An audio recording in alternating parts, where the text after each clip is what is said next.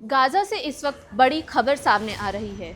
Israel ने दावा किया है कि उसने हमास के नए सैन्य प्रमुख मोहम्मद ओदेह को एयर स्ट्राइक में मार गिराया है।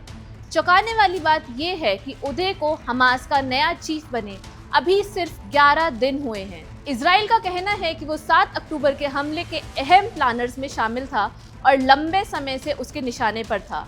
तो आखिर कौन था मोहम्मद ओदेह? कैसे इजराइल एक एक करके हमास के बड़े चेहरों तक पहुंच रहा है और क्या अब हमास की पूरी कमांड चेन खतरे में है? मिडिल ईस्ट से इस वक्त की सबसे बड़ी खबर सामने आई है।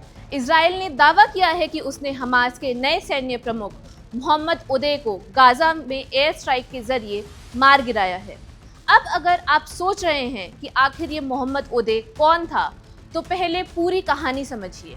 हमास यानी गाजा में मौजूद वो फ़लस्तीनी संगठन जिसे इजराइल, अमेरिका और कई पश्चिमी देश आतंकवादी संगठन मानते हैं। 7 अक्टूबर 2023 को हमास ने इजराइल पर बड़ा हमला किया था।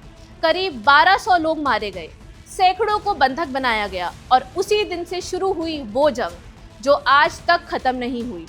उस हमले के बाद इजराइल ने साफ कह दिया था, हम हमास की पूरी लीडरशिप खत्म करेंगे।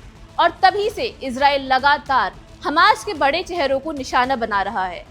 पहले मोहम्मद देफ, फिर मोहम्मद सिनवर, फिर इस अल दिन हदद और अब नया नाम मोहम्मद ओदेह। दरअसल कुछ ही दिन पहले इजराइल ने दावा किया था कि उसने हमास के सैन्य प्रमुख इस अल दिन हदद को मार गिराया।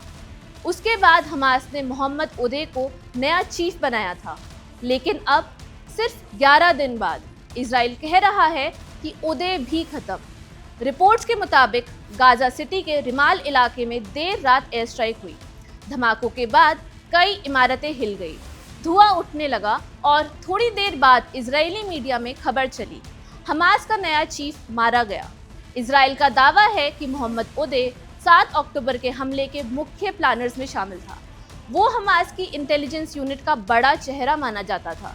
लेकिन इस कहानी में सबसे बड़ा ट्विस्ट अभी बाकी है, क्योंकि हमास ने अभी तक आधिकारिक तौर पर ओदेह की मौत की पुष्टि नहीं की है।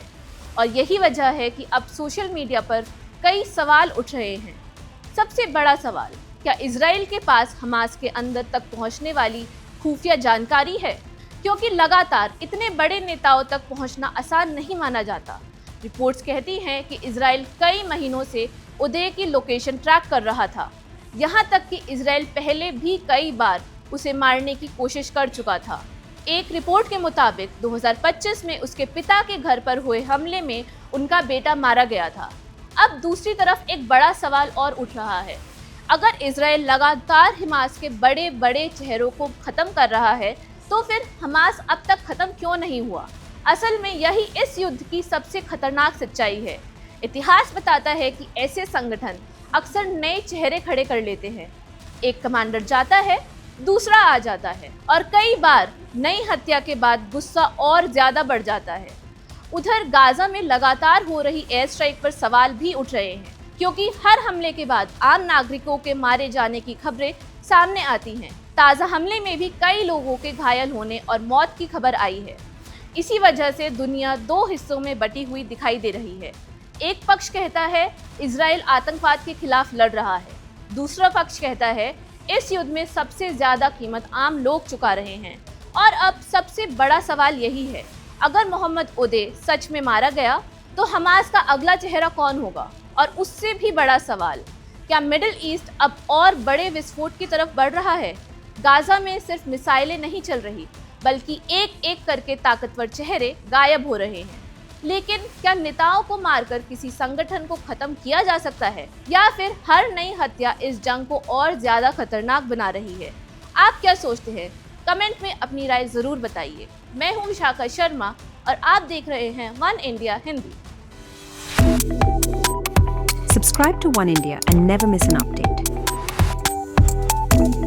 Download the One India app now.